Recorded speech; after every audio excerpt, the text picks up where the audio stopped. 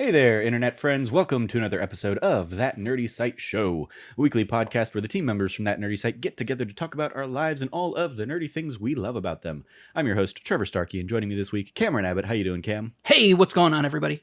What's going on is this is going to be a Cameron-centric episode. I have not been playing a ton this past week, in part because I was out in California celebrating our dear friend Logan's wedding to his lovely, wonderful wife, Shravya. And I basically spent the last few days out there, kind of in full, like, groomsman mode and not really, like, playing or doing anything. And then in the lead up to it, because this was a partial Indian wedding, a lot of my time was rehearsing dance moves and stuff like that. So yeah, it was a fun time out there, and much love to Logan and Shravya and the beautiful ceremonies that they had. But yeah, so Cameron is going to be talking about some more Elden Ring Shadow of the Erdtree thoughts today, as well as his early impressions of Final Fantasy XIV Dawntrail, which is that still in early access right now? It is still in early access, okay. yes. So you're still kind of in the early access window. When does it come live for anybody? It comes live for everybody who didn't pre-order like July 2nd, okay. Tuesday. Cool. Okay, excellent.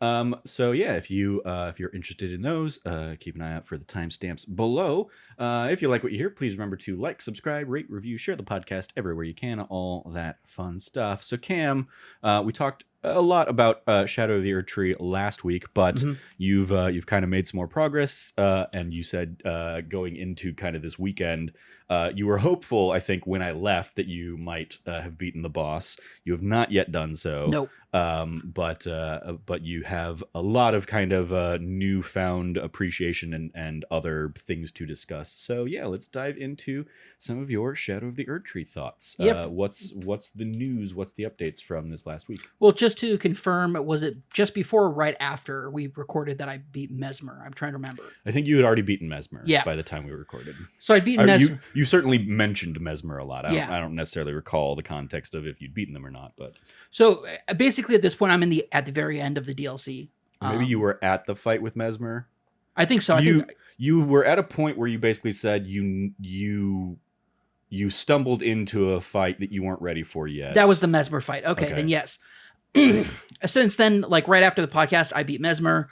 I kind of like ended up going through. I've really explored every area. I found I'm at Skadoosh Tree level 17. So there's I'm only one fragment away from 18. So there's only a total of like 7 fragments left that I haven't found. Is there? I feel like I saw somebody posting that they were at Skadoosh Tree level like 20. 20 is the max it goes to. Okay.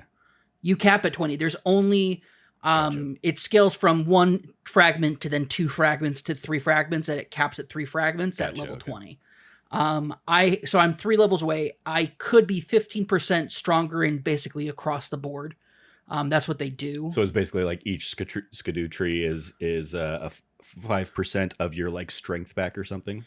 Kind of. It is. I guess it's not a full 5% match, because that would make no sense to come in and you just are at 0% when you start everything here. Got it. Basically, what this has done is, and this is also an update from the patch that they just put out, is they've actually decreased scaling at the end of the levels. Gotcha. So I won't be getting like a flat 5% anymore, because what they've done is to help players who complain that it was too hard. They went ahead and increased the Skadoosh Tree level increases at the beginning. Sorry, is it Skadoosh or is it Skadoo? I've heard it pronounced Skadoo, Skad, Skudda. Like, I've heard it pronounced so many different ways. I don't know. I'm just saying Skadoosh because I like to say Skadoosh. Yeah. Every time we talked about it last week, every time you would say Skadoosh Tree or whatever, it's a very niche thing. But I found, like, I was like, why does Skadoo keep coming into my mind every time you say that? And I found it out.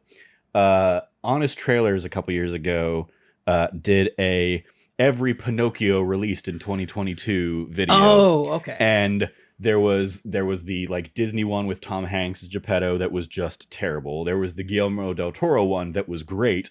And then there was a third Russian one where Pauly Shore was the voice of that Pinocchio.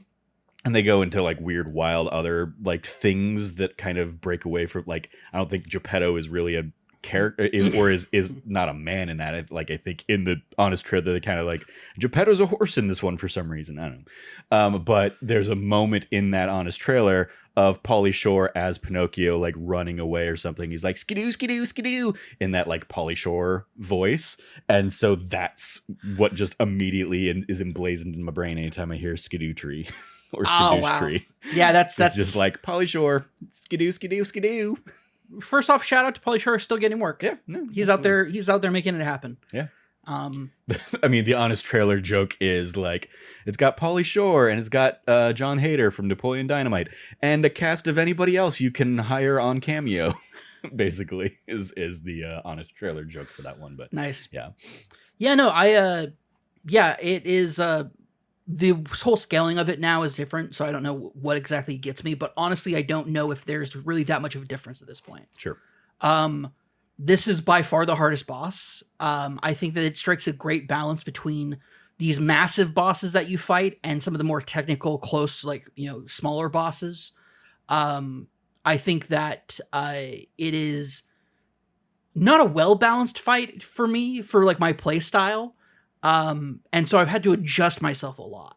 I have not done any sort of major respecking of my stats at this point, but I've gotten close to it. And honestly, but the thing about it is like, I don't think there's any one play style that is significantly easier to take on. Or, I mean, I would imagine there probably is. We're just too early in the post-release that the meta hasn't come out of like, here's how you can one-shot this boss very easily or whatever. That whole thing that you get after 6 months of the game being 6 out months, or a year into 2 years into the game being out. Yeah. Is this the boss that I saw you facing off against the other night? Probably. Is that the same boss? Like a multi-phase kind of thing going on? Okay. Cool. Right now I've been pulling the most success I've had against the final boss has been a full-on like hand combat build. Actually, I've found that if I wear the heaviest set of armor I can, and for weapons I use either a cross spear that I have, which does like bleed damage, or just fist, like just punching him.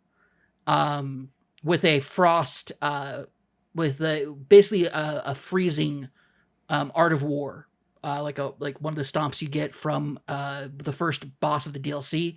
You can trade in his remembrance for a art of war that basically you stomp the ground, and it shoots out like a field of ice in front of you, of ice spikes, and over time that builds up frostbite damage, which is one of the best types of damage you can do because it stacks every time you do it. And rather than causing like damage over time, what it does is it just makes them more vulnerable to attacks. And so it's super useful. The problem is that this final boss has a methodology to their attack patterns that it is constant pressure and is constantly putting pressure on you. And it got to a point where I realized I was having an easier time shield blocking rather than dodge rolling. And so I've swapped over to like a heavy armor set, a heavy shield set, sort of like approach to it. And so I've kind of moved away from the kung fu stuff to the spear and shield kind of moment. Both times, like the closest I've ever got is probably 45 to 50% of the health bar. And the phases don't reset the health bar ever. It is a really tough boss fight. Mm-hmm. And I think it's one of those that I look at that and I think, and most people when I've been talking to them about it has been a matter of, it's not unfair, which is a good thing to have. Like there's enough openings on this boss where there's like, you see it happen, you see your mistakes. It never comes across as BS. It's not like a fire giant where you're on a sloped incline and the fire giant's attacks will literally go through the world. And like, you have a lot of like bugged out bullshit. There is pretty much none of that in this fight. And you feel it the entire time. Like, it's just, you misread something and you pay for it. And because of the way that this DLC has been built, I can maybe take 2 to 3 hits from the boss before I die. Even with like max armor, like I have like 50 vigor, like I have a good chunky health bar. I have good chunky endurance. Like I can take damage, but I'm getting wiped out in 3 hits. no joke. Like the bosses in this DLC, they got hands. Nobody's got hands like this boss, and you feel it. And I honestly think it is one of the best boss fights they've ever come up with, because like the options to quote unquote cheese this boss are limited to, you still have to be able to dodge and block and hit him to do that. So yeah, we'll see what happens with other stuff. Maybe they'll be like, hey, this is the build to take on this boss with. But I can honestly say that has been a very fun and phenomenal experience that I haven't felt since I was fighting Radigan at the end of Elden Ring, the base game. And unlike Radigan, where it's like, well, I'm not good enough to do this at my level, so I have to boost my rune level up. It's, if I find all the Skadoosh tree fragments and I'm Skadoosh tree level 20, and I still don't beat him. Mm-hmm. Like, there's no grinding your way out of this. That's effectively like what I saw somebody post today. It was like, I'm at Skadoosh tree level 20 and I still can't beat the boss. Oh no. It is a matter of skill that they basically said, this is the only DLC they're doing for Elden Ring. They've really made it worth that. And I think in a really great way. Like, this has definitely been worth the $40 price tag that they have on it. The game is as big as other Souls games. It's also that weird thing that like everybody who's like jumping in and immediately playing it is like, I got to get through this as quickly as I can. It's like, or you can like take your time with it and be a normal person and not try and burn through all of that content in 2 weeks time kind of thing. For me, I was trying to do it so I could focus on Dawntrail. Sure. Yeah. That was me. That's my goal. I know. And I've given up on that. I mean, I'm in particular also talking about, like, I've seen like friends of ours that are like, all right, my 100% kill every boss of Shadow of the Erdtree run is done. It's like, all right, you crazy people, you. There's not that many bosses in it. I mean, yeah, but it's still like, I mean, I'm also saying that's a tweet I saw like a week ago. That's fair. Like people racing through this when it is like, okay, yeah, you can, I mean, like I think on the streamer that just recently, after hundreds of hours and attempts of Melania, was it Melania? No. Kai Cenat, yeah. Was it Melania? Yeah, Melania. He finally defeated her kind of thing. So it's like, yeah, that can be an experience that people have on this. Is you just take the time to learn the patterns and figure out, the tells and figure out when you can have the best optimal, instead of trying to kind of brute force your way and be like, all right, no, I think I can do it. I just need, the perfect run or something like that. Honestly, that's what it's really come down to for me, is depending on how that run goes. Like, I sometimes don't summon anything because it's like, maybe this time, if he has a smaller HP pool, I'll win. Oh, I'm just reflecting back. The enemy I saw you facing off against was not the final boss. Oh, okay. Remember I mentioned, I was like, is it the final boss? You're fighting the Erdtree? Because like from what I could see on your screen, I was fighting the Skadoo tree like avatar. Yeah, sure, yeah, it looked like a tree thing. It was like a giant sunflower tree. Yes. I mean, I wasn't gonna go into specifics in case people are annoyed by spoilers or anything like that, but whatever. I'll just put a spoiler tag in there. Yeah, just put a spoiler. If we want to put a spoiler tag in there, I'm fighting Radahn, consort of Mikola. And first, there was also already going to be a spoiler tag in here when you were like, yeah, this was the final boss I fought in Elden Ring in the base game. I was like, I feel less about that one, but all right. Sure. I just know Souls fans are fucking nuts with spoilers. That's true. That is true. Anybody, listening to this that hasn't played through yet or whatever, well, there you go. I don't want them, breathing down our neck and bullshit like that. So that's totally fair. I get that. Especially because these do tend to get a higher percentage of people that have no idea who we are. They just find it because they're Shadow of the Erdtree or Elden Ring like diehards and stuff. Yeah. I will say I love so Shadow of the Erdtree, something I found out recently somebody put together, is that giant kind of like missing area that was just all clouds in the center of the map. People have pointed out, they're like, oh no, the Shadow of the Erdtree area fits right in there on that. And it's like, oh, okay. And so it's like a sealed land away and everything like that. But it's like, oh, this actually was a physical place at one point in the same world as that. That's a cool tie into that. There's a lot of really cool things.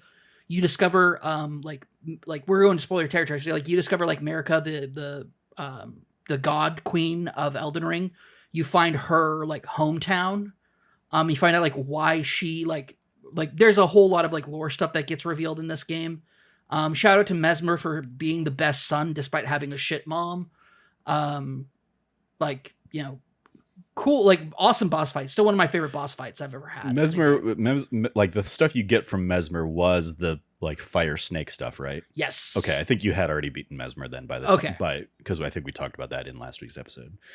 Oh no, so I had gotten spells from Mesmer's train, like that he uses from other people. Oh, okay. But I don't think I'd beaten Mesmer just yet, or I had just beaten Mesmer, one of the two. Sure. Either way, Mesmer is one of the best boss fights that they've ever done. This game has all of like some of my favorite boss fights now, down to some like really creepy Bloodborne inspired ones to like R'Lana is one of my favorites of all time. She's the hard stop that a lot of people have been dealing with. She's wielding 2 blades, 1 fire, 1 magic, and she is like just unstoppable combos. She's like a relatively early one, right? Yeah. Where I feel like I've seen that like going around of like, hey, don't feel like you need to immediately take out R'Lana. Like, go explore the world, get some Skadoosh tree fragments and stuff to like bring your strength back, and then, you know, face off against it. Or like the dancing lion that's like, turns out that it's like the Avatar. It's the last dancing lion, because it's able to like, it's different phases. It goes into different like elemental abilities. And it's just, so you did mean the Avatar, for, like the Nickelodeon show? Okay, I did mean that. Yes. Yeah, I meant it fully within Avatar: The Last Airbender. Avatar: The Last, or last dancing lion, like full on. All of a sudden starts spewing fire and doing fire attacks. All of a sudden starts doing wind attacks. All of a sudden starts doing ice attacks. Yeah, thunder. okay, I remember you. I watched you fight that one. Yeah, that one's an awesome fight. Because that was also like inspired by like the Chinese dragon, like or parade dragons, the Chinese dancing lion. Yeah. From like street shows and stuff that they do. Yeah, cool. Really awesome stuff. Really brilliantly inspired things. When it comes to certain things, one thing I will point out is I have no idea about how the royal family works anymore, because the timeline doesn't make sense anymore. Sure. I'm waiting for Vati to go through and data mine everything to figure that out for us. So yeah, but overall, just awesome stuff. The last fight is Radon, who is back and is being controlled by Mikola and is basically like a god consort, and you have to fight him. He's like beyond an Elden Lord at this point, and so it's awesome as hell. How because I know when you originally played Elden Ring, your first playthrough, you kind of went through blind. So are you doing the same thing on this one, or? Yes. Okay. So is there a possibility that, since we're in full spoiler stuff, is there a possibility that like Radon is like a phase 1 of like, oh, but then there's like the real hard boss after that you're gonna have to do? No, because I found out from other people that there's only 2 phases, and that's it. Okay. I have seen people beat Radon. Okay. Which is the thing. Because I was like, I'm so desperate, I'm watching other people do the fight, and it's like, oh, I'm not the only one who's like has a hard stop against this boss. Okay, so that goes against what I just asked of like, are you going through this blind? Okay. I'm no longer blind. Gotcha. I was blind up until Radon. Okay. I was completely blind up until Radon. Until I got Radon to a second phase, and I was just like, I don't know what the fuck to do, because this stuff is blowing my fucking mind. Yeah. He's literally like doing like stuff that like Millennia did, but like in the sky with like light powers, and it's kicking my ass, and I don't know what's going on anymore. So I watched other people fight him, and I'm like, oh, I'm not the only one. Everybody's like, hey, this is a really hard ass boss. So you've been on the Radon fight for a few days, since obviously you were facing off against him before I even left. Have you pretty much only been like attempting that, or have you like been doing like splitting time between that and like, oh, maybe go find another boss to kind of like get that out of your system, or are you just trying different builds, just like trying to find a solution to this problem? All of the above. Okay. I've been trying to like, okay, maybe I need to fight a different boss to kind of like get a like wash my like kind of get like a mouthwash or a palate cleanser, so to speak. Yeah. Tried doing that didn't necessarily work. A lot of stuff has worked in a lot of different ways, but nothing's really come together just yet. I really have a build right now that I have a lot of different puzzle piece options that I could be working from, but none of them are really having that impact that I need. And so at this point, I'm just still testing stuff and kind of like exploring my way through as far as it goes different builds. I've done the most success I've had was from either a heavy armor build or a build that is actually built off of like having no armor on, having a talisman that basically your power exponentially increases by how low your weight load is. And so going for like minimal armor with this stuff, doing like basically like no weight weapons with the fists, the kung fu fist stuff, has like that. I had a tremendous run with one of those, like with running that build, where I got him past the 50. Very like high risk, high reward kind of thing. Like, hey, you do big damage, but like in that case, maybe it's 1 or 2 hits instead of 2 or 3 that take you out. Pretty much, yeah, that's it. And at that point, it is really a matter of like spreading my ally. I tried to do it solo once, and it did not go well at all. So I tried bringing my mimic tier and an ally in, and like a summonable ally, and that worked a lot better. But eventually, your allies die, sure, and they can't tank for you anymore. And you're just like you're SOL at that point, like dodging as much as I can, but there's so many follow-ups to his moves in the second phase of that's like follow-up attacks that will like still hit you no matter what. It's a really brutal fight. But what's crazy is that like it's just a matter of like maintaining your resources, knowing what you're doing, making the right moves, making the right calls, reading his moves correctly, and like I see the path. It's a very challenging path to walk down. But overall, just I'm still having such a blast with it. And I still think that this is one of the, like, I don't know where I'm going to end up with it at, but I might be at a point now where I kind of give up on this character and move on to a different character and start the DLC over again, basically. Okay. Like running it as I have a... That right there is just a giant red flag to me of like, that's not a good DLC. That's like, if you just have to abandon... Oh, no. I could respec into what I would like run with a different character, but I also have characters that are lower level that like I would want to try doing different things in with the game. No, I want to basically it's like I'm planning, basically I'm skipping the step of beating the game and then going back and doing this. I'm skipping that step of beating the game. That's all I'm doing. I'm like, I might be giving up on beating the DLC and just enjoying the rest of it with my other characters too. That's the point I was making. Because I have my New Game Plus 2 character who I tried fighting one boss with and was like, I gave up on that, and now I could go back to that guy, pick up more skadoosh tree fragments, go back and start like dealing with that. That's my faith strength build, using the banished blade and blasphemous blade, like run with that, see what I could do with that. I have my magic build run that I have that I can be doing that is on its own, just like really, really cool and good, and I could be doing that. I have a bleed build that I could be bringing in and doing that with it, but like, Yeah, giant red flag for the response to be, I probably won't beat it, but I'll just start over again. I don't. Well, I don't see the satisfaction in that, and that's why I hate Souls games. That's fair. I went through it with a specific like I picked up a weapon that I really wanted to use, and I used a build around that weapon. Well, now there's other builds that I want to try out. Sure. And other things I want to do with the DLC. Yeah, of course. And granted, I do want to take this character that I'm currently running and run him through a New Game Plus, just doing like the martial arts weapons to see how that trails with bosses in the main game. Starting out with it and being like that. I might pick it up for PC and mod it so I can do my own custom start builds. Okay.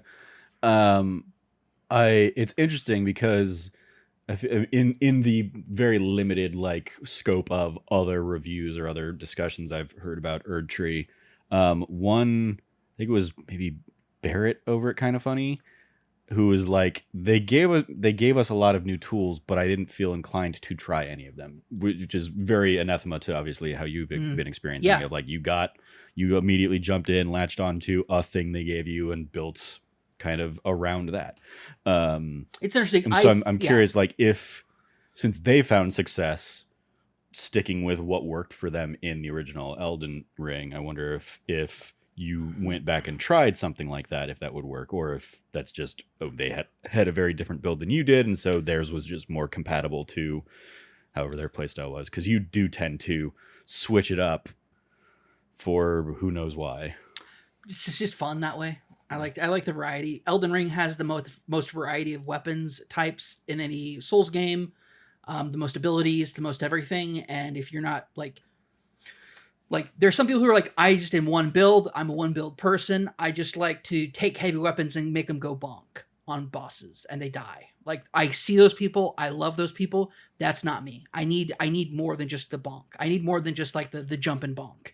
I need to feel that anticipation of my, like, I'm out of my flasks. I'm one hit to death. And I'm on the edge and the precipice of like utter failure of like a 3-phase boss. Like there's something about that gets my adrenaline pumping.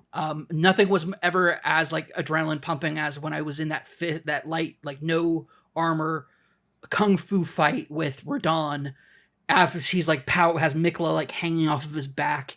And I'm just like dodging and weaving and using like abilities to like get around him, like frost stomping when I could, dodging around, kung fu kicking, jumping up in the air, doing a double kung fu combo, and like getting him to like 45% health, and then finally getting hit, and it just being like, damn it, like just this it's not endorphins. I know they're not endorphins because it made me feel sad, not happy. Mm-hmm.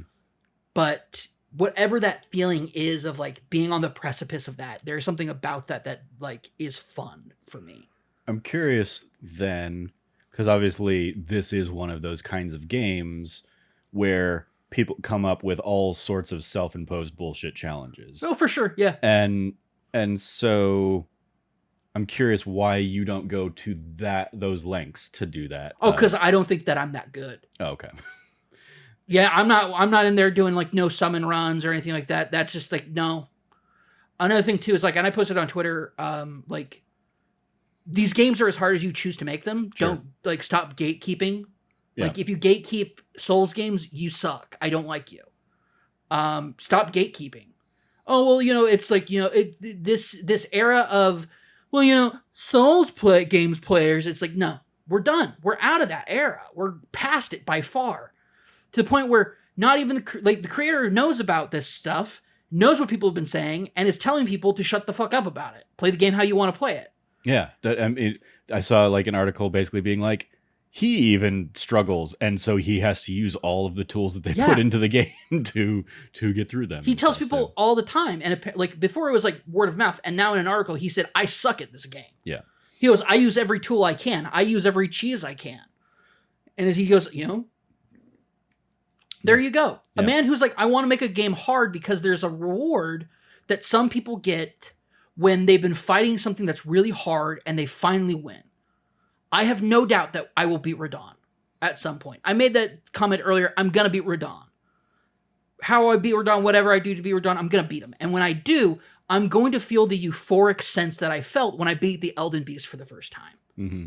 I'm going to feel what I felt when I beat Gwen in Dark Souls for the first time. Like there is a feeling of triumph, overcoming adversity. You're going to feel the thing that I did not feel when we finally took out Callus in Destiny 2. Yeah, you didn't feel that. I felt a reward, but nowhere near the something that compensated for the 18 hours of struggle and strife that we had gone through before that. And so much so that I remember that it was 18 hours of frustration and struggle and strife. I mean, we didn't even beat Callus that first night either. No, that's what I'm saying. It's like when we finally beat Callus. Oh, yeah. It was after 18 hours. Yeah, not 18 consecutive hours, but like 18 hours of attempts through that stupid raid. That basically was the... Because even that wasn't a breaking point for me. That's not when I left Destiny 2. Yeah, no. That was just when I was like, hey, I'm bowing out of any future raids you guys do. But I stuck around with like the base game when everybody else bounced off after during those first couple expansions, and then bounced off after that when everybody started coming back. I was like, all right, yeah, I'm done. But yeah, that was like the turning point for me. It was like, okay, I get that some people love this, and this is that high that some people chase, but it just didn't do enough for me to warrant the hours of like work to go into that payoff, which is that's why it's why we had a cap on Elden Ring. Yeah, it's why we ultimately bounced off of, or why I ultimately bounced off of Elden Ring, obviously. But it's also I gave myself 24 hours for Bloodborne, or I mean, like it's just I will hit a brick wall. I made it through a decent bit of Demon Souls when the remaster of that came out on PS5, and just kind of was doing that on my own accord, and the joy of not having to do it in front of like an audience or on a stream or anything like that would certainly helped. But yeah, even there, I was like, I got to a point in that one in the jail level where I was like, I was less annoyed by the bosses and more annoyed by every time I died, I had to figure out the fucking labyrinth of the jail all over again. And that was not fun. And so it turned like, okay, every death isn't just okay, I'm back in it and immediately ready to go into something else, like in a, Hotline Miami or something akin to that. It was, all right, now I've got to go through 15 minutes of garbage just to get back to the boss and probably get my teeth kicked in it again. And that's not fun for me. And so, yeah, it's that kind of like the trade-off is just significantly out of balance for me in these games. And that's why I don't like gravitate towards them. But I'm glad you do. I'm glad you like them. It's the kind of thing. Yeah, I would not spend 3 days trying to deal with a boss fight. I would say, I'm done. Like this has lost me. There's like, this doesn't earn my time anymore. Yeah. It's a very real thing, and I respect anybody who's like, hey, I tried it. It didn't work out for me. I get that. Yeah. Any other thoughts on Elden Ring before we move over to Final Fantasy XIV? No, not like I've basically given it my my highest praise I could possibly give it. It's the best DLC that they've ever done, From Software's ever done, which goes in line with this being the best game they've ever done. So, massive shout out to the team over there for putting together a phenomenal conclusion to what was already a incredible game. I easily give it a 5 out of 5, 10 out of 10. So has the scope of it changed how you might approach it come end of the year, game of the year stuff? Or are you still basically gonna be like, no, you're not gonna keep it in the running or anything like that? Depending on how Dawntrail goes, if Dawntrail does what Endwalker did, which I don't think it can, but if it does, then I will seriously consider bringing in Erdtree DLC will also be considered for that as well. Also depends on the other games that I play this year. Sure. I think that's a bigger part. Yeah, I guess that's I'm like pulling up on one of my screens my doc of the games I've played this year, and have I even hit 10 games yet? 10 new games, because a lot of the stuff I've been playing has been visiting old games or replaying old games and stuff like that. And so yeah, right now, if I include Princess Peach Showtime, which I really didn't play enough of yet to have it count in rankings, I'm sitting only at 8 games that I've played, 8 new games that I've played this year. And obviously, year's only halfway done. I have plenty of time to get that up to a full top 10, or as I usually do, try and do a full top 20. But yeah, I imagine it's entirely possible that if your end of the year list is a little bit more sparse, in part because of the amount of time you're putting into expansions like this and expansions like Dawntrail, I would submit that you're putting in the time in those as if they were standalone experiences, standalone games, that they probably warrant that level of new attention and care. But yeah, totally, obviously we never have any hard and fast rules on that, so totally up to you and how you want to approach them. As we maybe segue into the Dawntrail conversation, I agree, and obviously Endwalker big game for both of us the year it came out. I think both of our game of the year that year. I believe so, yes. You, as somebody who had been with Final Fantasy XIV for a little while there, and me, who played 400 hours of Final Fantasy XIV in 6 months, maybe 7 months. I loved that as like this is kind of me experiencing an entire arc of this story with them still leaving the door open for this. So I don't think Dawntrail could be what Endwalker was, because Endwalker was the end cap to a 10-year story. Yeah, and that's why this is kind of the beginning of the next chapter of and I think it'll have like, you know, be content rich like Endwalker was. Oh, it certainly has been so far. Yeah. But and like every other, you know, major expansion that Final Fantasy XIV had kind of along the way. But yeah, like this isn't going to wrap everything up neat and tidy like a bow, I'm sure. No. Or I'm sure it'll like tie up its, you know, arc stuff, but still leave plenty open in this new world that you're in and all that stuff. They're all about planting new mysteries at this point, rather than solving old mysteries. Which is so far so like, I'll let you know, I have been using this time with the kind of like advanced access to be leveling up a Viper character. So Viper is one of the 2 new classes. The other one is Pictomancer. Viper is initially, I think a lot of thoughts about it where it was going to be much more like a Zidane thief sword type class from a la Final Fantasy IX. Yeah. And while it does have a lot of the like dual sword features on that from like the thief sword, it has very much through its quest line become very apparent that this is very much Monster Hunter inspired.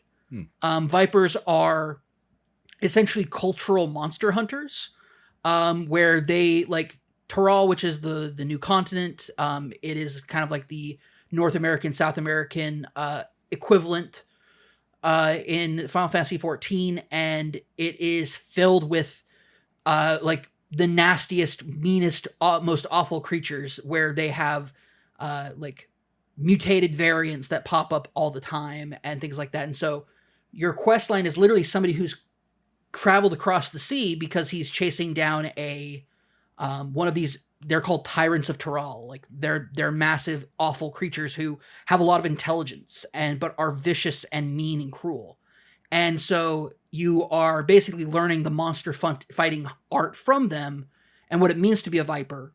But it very much already fits within the idea of what it means to be an adventurer in Eorzea.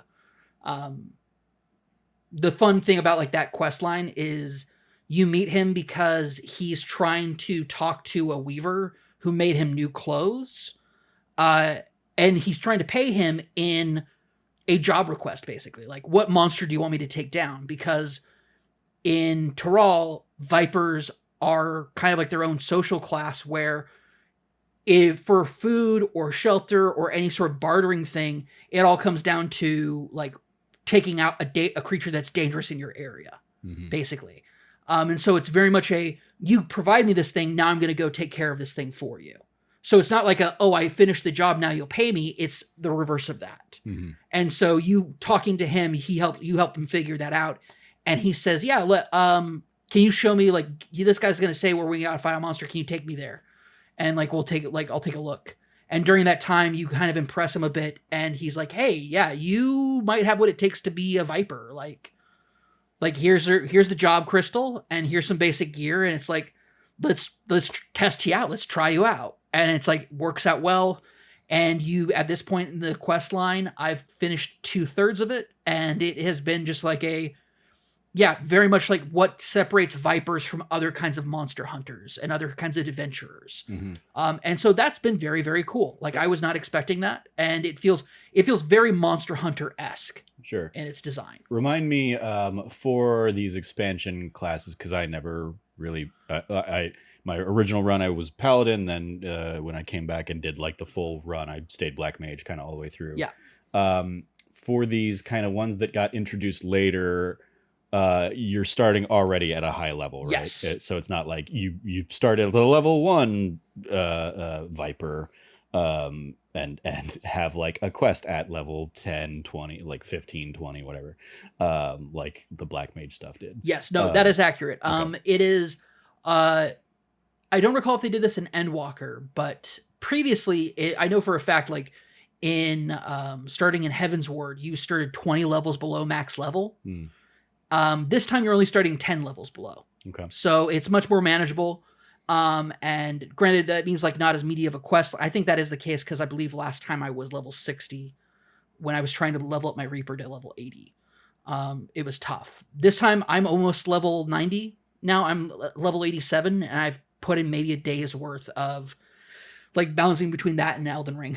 Yeah. So going back, I appreciate the kind of download of the Viper character, but yeah, how much time do you think you've put in? Because obviously even in early access, it's only been out a few days at this point. So about how much time you think you've spent in not Eorzea? Or is Eorzea the world? I forget. Eorzea is the continent. Okay, so in not Eorzea, in Tyrol. In Tyrol, I have not gone to Tyrol yet. Oh, you haven't gotten there yet? No. Okay. I made a decision I was going to level up Viper first, and so that means doing some duty stuff. And I will say I would have gone a lot faster if I was playing a tank or a healer at this point. Both new classes being DPS classes has really bogged up the duty finder. Sure. I'm talking minimum 30-minute wait times. It's been pretty brutal. Are you still able to, or do you just not even bother do the duties with your like AI companions? Oh, I do those. Okay. It's just a matter of the problem with those is like if you do it with other people, you can kind of get through them a lot quicker than if you have like the scripted NPCs. Yeah, who weren't always the best at focusing on the things they should focus on. Yeah, I recall. Or like bouncing between you. We have 3 enemies. Why do you keep attacking each one? Like you take turns attacking each one rather than just focus firing on one of them. Yeah. That's been an issue. It's nice because like if I can't find anybody to do that, but mostly I've been doing either PvP, the PvP duty finder, whatever that is for that day. And then the other one is, just doing those like as I get to access to them, getting and playing through those. Okay. So all this to say, you haven't really delved into the main storyline yet. Not as of yet. I did the pre-launch stuff, which is kind of introducing to you why you're going to Tyrol. But I have not gone and met Tyrol yet. I have not gone and met the people there. Okay. So I'm excited to get there. I should be there probably by tomorrow. After we're done recording, I'm going to be playing. So sure. It's just been a lot of fun. Assuming you can get into the servers. I have not had a lot of issues with that this time around. I like right before we sat down, I saw like a Final Fantasy XIV. Hey, everybody, just heads up. Sunday evening, servers are probably going to be, pushed to maximum with everybody trying to get in again. To be fair, when I was trying to log in this afternoon before I went back to work, it was like 130 wait. Mm-hmm. And I had to wait about 20 minutes. But so far, the wait has not been as bad as it was at Endwalker. That's for sure. Okay. Yeah, I've seen a lot of screenshots going around in like the 3000s. So. Oh gosh, yeah, no. That was like, I mean, as we've talked about, I just don't have it in me, I guess, to like jump back into this and go back kind of into the MMO RPG grind. It was like, honestly, I still look back on 2021 and be like, wow, it's amazing that I got through 400 hours of an MMO, especially after, a few years before I had tried and stressed myself out and given up well before kind of the end of the just base game stuff. So the fact that I made it through Endwalker is still like, high gaming achievement for me. It absolutely is. I think it was really cool that you did it. I was happy to do it together with you through some of that stuff. It was a lot of fun. Sorry, I'm logging in now so I can see what the wait time is going to be. Gotcha. Because if it's going to be like 3,000 people, the chances of me getting in before the end of the night are lower. Yeah. So I'll be curious to like I'm invested in the world enough to want to know like what happens and where people go. So it's a thing that I'll be curious to just chat with you, whether on the podcast or not, and hear kind of where the adventure is taking you. But it is also a thing of like, I played so much of that in such a condensed time, and how much are you going to remember? I'm not the lore person that you are. So how much like I don't recall most of the like character names, I'm sure. It'll be interesting to see, especially as it is diving into how much of this will tie into the Ascians, or will any of it tie into the Ascians, or is that chapter completely closed. And yeah, this is a brand new, world and brand new stuff where everything is, jumping, like starting from scratch kind of stuff. Still has a lot of like really cool, interesting things going on with it for sure. There's a lot of like interesting legends of the Golden City, which are clearly based off of El Dorado in our real world, but seem to have ancient, or at least Allegan maybe connections to it. Mm-hmm. There's still a lot of details about that sort of a thing that is of interest. And I just logged in. There was not a long wait time. Great, excellent. And even there, so we'll wrap here so you can get into the game. I also don't have much else to talk about. Sorry. Yeah. But one of the things I was going to jump in on is I checked out enough of the like pre-release stuff to know, obviously, like this one, much like Endwalker, was very Final Fantasy IV coded, which one of my favorites. This one, Final Fantasy IX coded, which I love even more than Final Fantasy IV.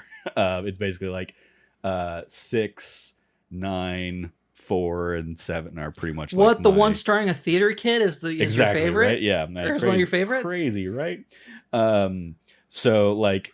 And I love how like, and I've seen a couple screenshots from like people playing of like, okay, yeah, it's, as you said, it's North and South America kind of centric, but also super technologically advanced cities and stuff. And like, I think Solution 9, a la a Final Fantasy IX reference, is one of the cities or something like that. And it's like, that's fascinating to me. And I'm curious to learn about what's going on there, even if it's not to the degree of me jumping in and playing myself, because I don't think I have it in me. That's okay. I'll like, that's the thing. I'm an MMO player. I played World of Warcraft back in the day. Like, I have a long history of enjoying these like big open, like big massive shared worlds. I've never played a MMO that's as good as Final Fantasy XIV.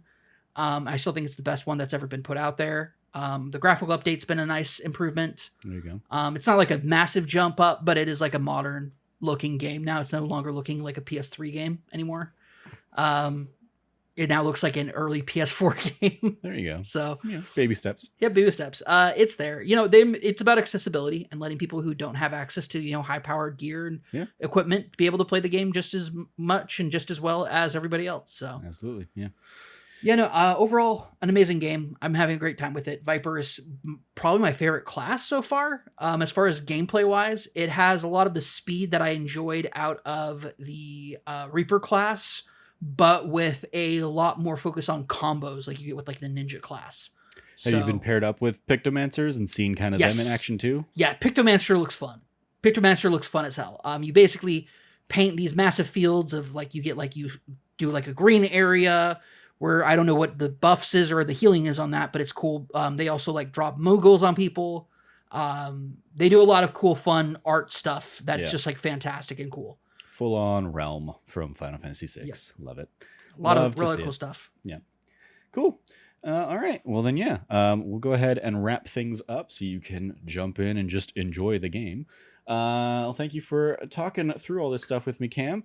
You can follow Cameron at Rev Cabot, 2 B's and 2 T's. Anything you want to give a shout out to there, Cam? Yeah, I want to give a massive shout out to That T Plus show we recently recorded right before you left. The episode for the Doctor Who season finale. And the Doctor Who as it was. We also ranked out the episodes and what we felt about them. Mm-hmm. Really awesome episode. I do get really tired towards the end of it because it was after a long work day. But overall... And we went 2.5 hours. Yeah, we went 2.5 hours. So like I was exhausted by the end of it. But overall, a really great episode. I definitely highly suggest people to go check that out. Yeah. You follow me at Trevor J. Starkey. If you want to check out a couple of my clothing outfits for the wedding that I just attended, you can check that out on Instagram, where I posted my fits there.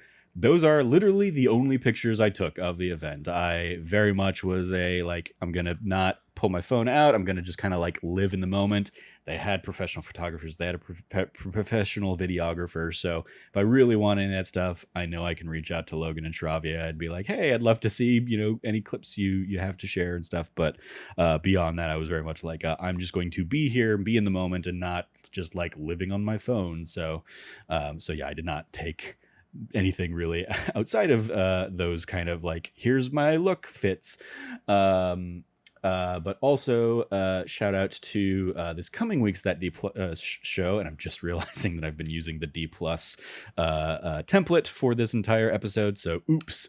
Just means it's had the wrong thing in the bottom right corner. If you're watching on YouTube, my bad. But yeah, for this week's That D plus show, we'll jump back in for episodes 5 and 6 of The Acolyte. Obviously, we've not seen episode 6 yet as of this recording, but I think episode 5 alone has given us plenty to chat about, so stay tuned for that, which should be a fun episode. And yeah, we'll see where we go from there, and I'm sure we'll have more Erdtree and Dawntrail thoughts for next week, and maybe I'll have something to bring to the table too. Who knows? Zenless Zone Zero comes out then too, so that's I won't be playing that. No, but I will be. Okay, so you're gonna be juggling 3 games. Got it. I'm gonna be playing a lot of games. This is a fun summer for me. Yeah. I'm trying to think. I think Deadpool comes out next weekend, right? Oh, so Deadpool and Wolverine. Yeah, so go. Oh no, never mind. Not until the end of the month. That's okay. Frostpunk doesn't come out to Frostpunk 2 doesn't come out to the end of the month either. So yeah, there's a lot of fun stuff coming up this next couple of months for me. I'm excited. I'm pretty stoked. I'm just trying to think like what we'll have for this podcast next week. Will I have anything to chat about, or will it just be another Cameron centric run of shows here? So we'll see.